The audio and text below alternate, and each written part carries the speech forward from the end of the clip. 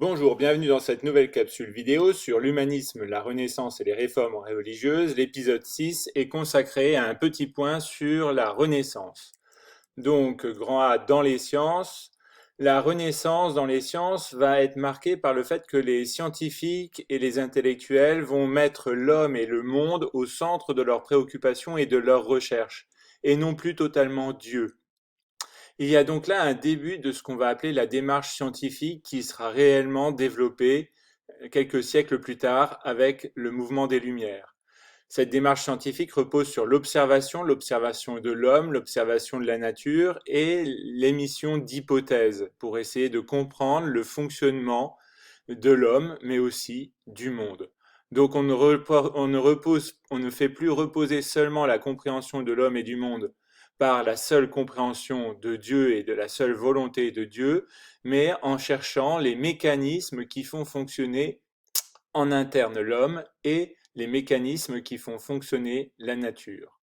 On peut retenir dans le domaine de la médecine le médecin Vézal, mais aussi en France le médecin Ambroise Paré.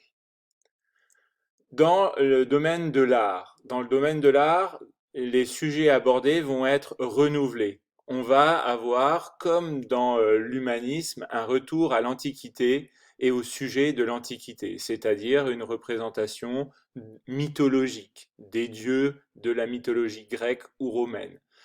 Les thèmes religieux sont présents, le thème religieux est présent, mais souvent réinterprété, avec un apport, on va dire, de thèmes civils, non religieux.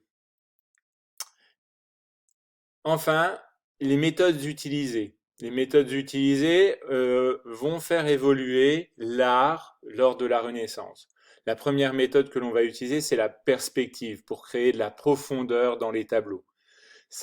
Avec des lignes de fuite qui vont donner une impression de 3 dimensions au tableau.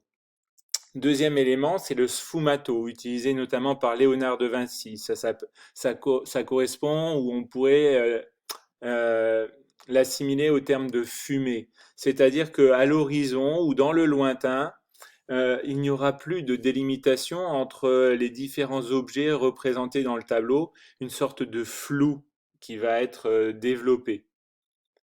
Voilà.